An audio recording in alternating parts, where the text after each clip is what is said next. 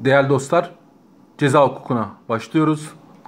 Önce bir gerçek eğitim yapalım. Arkadaşlar, ceza hakimi tüm olayı, tüm vakayı eksiksiz olarak çözüp maddi gerçeğe ulaşmaya çalışır. Yine de zaman zaman hatalı kararlar söz konusu olabilir. Çünkü bir sebebi şudur: şüpheden sanık yararlanır. Yani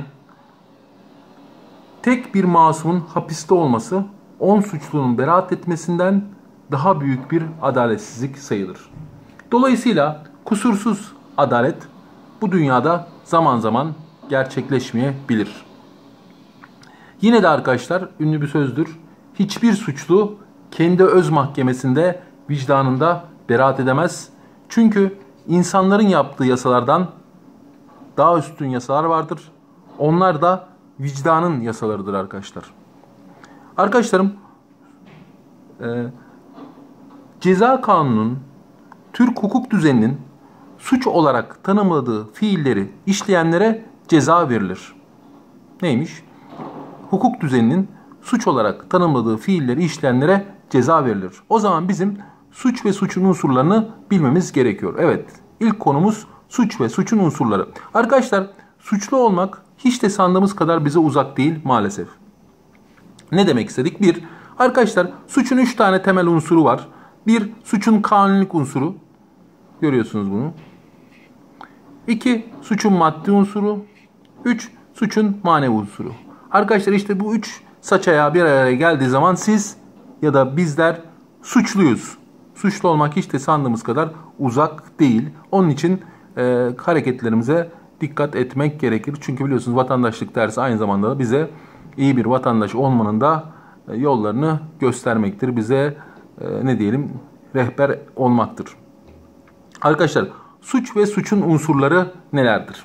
Arkadaşlar, Türk Ceza Kanunu'nda suç olarak tanımlanan eylem ve işlemleri ve bunlara bağlı olan yaptırımları, hapis gibi, adli para cezası gibi bunları ele alan ve en önemlisi suç işlemesini önlemeye çalışan, bireylerin temel hak ve hürriyetlerini korumaya çalışan, kamu güvenliğini sağlamaya çalışan bir hukuk dalıdır ceza hukuku.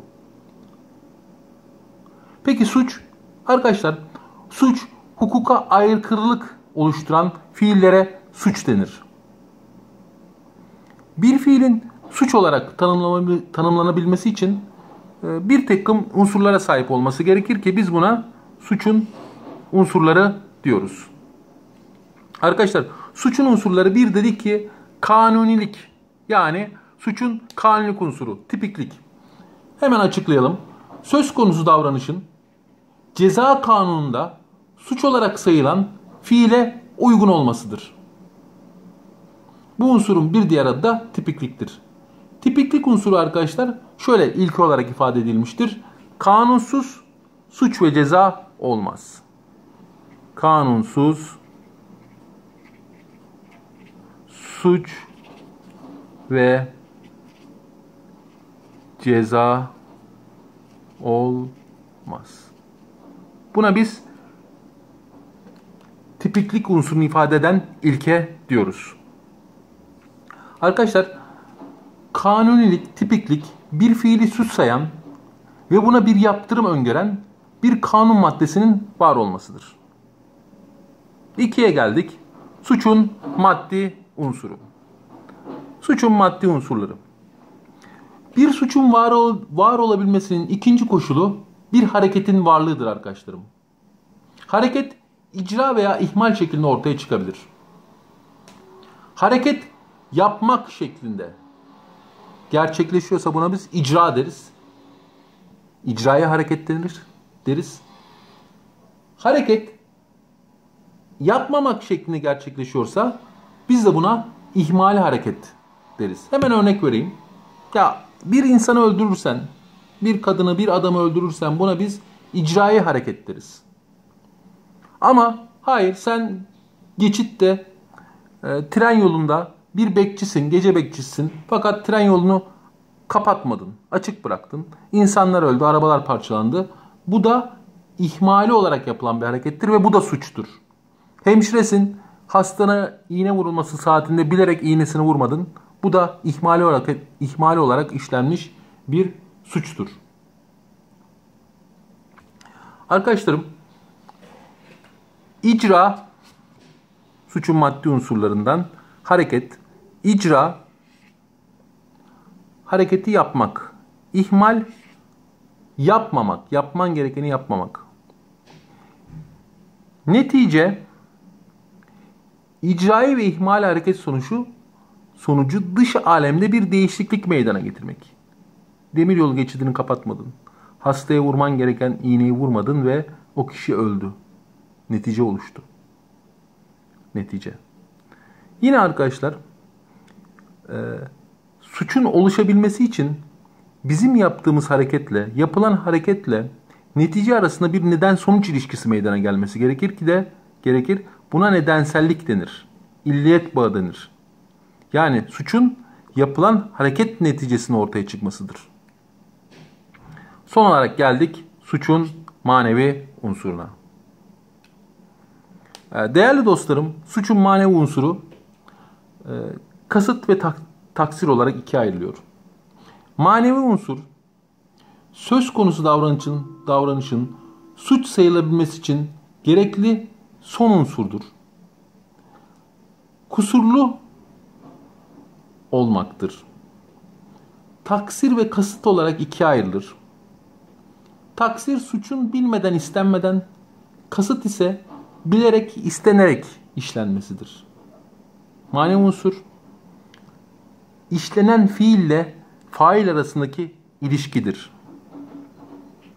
Failin fiili işlemesidir. Fail ile fiil arasındaki bağdır. Kasıt, suçun bilerek, istenerek gerçekleştirilmesi, taksir ise fiilin işlenmesine rağmen sonuçların istenmemesidir. Arkadaşlar, önce kasta bakalım. Kasıt ikiye ayrılır. Doğrudan kast. Doğrudan kastta kişi neticeyi istiyordur, öngörüyordur ve olması için özel bir çaba harcıyordur. İstediği neticenin oluşması için bilerek, isteyerek bir kişiyi öldürmek, özel çaba sarf ederek. İkincisi, olası kast, dolaylı kasıt. Kişi neticeyi öngörüyor ve olursa olsun düşüncesiyle kabulleniyordur. Buna da biz olası kast diyoruz. Özel bir çaba harcamaz ancak olay gerçekleşebilir. Taksir, suçun manevi unsurlarından taksir. İstemeden gerçekleştirmek, değil mi arkadaşlar? Taksir. Taksir, kişinin sonuçları istememesidir. Fiili işlemesi ancak sonuçları istememesidir. Bu da arkadaşlar bilinçsiz taksir ve bilinçli taksir olarak ikiye ayrılıyor. Bilinçsiz taksir, bakalım bilinçsiz taksir, kişi başkaları tarafından öngörülebilecek bir neticeyi öngörmüyordur ve neticeyi istemiyordur. Bilinçsiz taksir, başkaları tarafından öngörülebilecek bir neticeyi öngörmüyor. Bilinçli taksir, kişi neticeyi öngörüyor, nasıl olsa olmaz düşüncesiyle hareket ediyordur.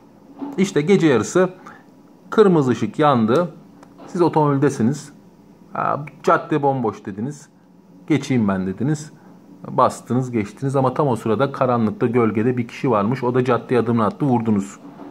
Şimdi siz bunu gerçekleşmesini istemediniz ama nasıl olsa bir şey olmaz, gece 2 kimse yoktur dışarıda diye arabayla kırmızı ışıkta geçtiniz, o sırada birine vurdunuz.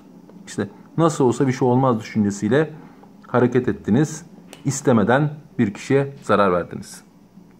Değerli dostlar, bu ceza hukukunun ilk bölümüydü. Hepinize iyi çalışmalar diliyorum.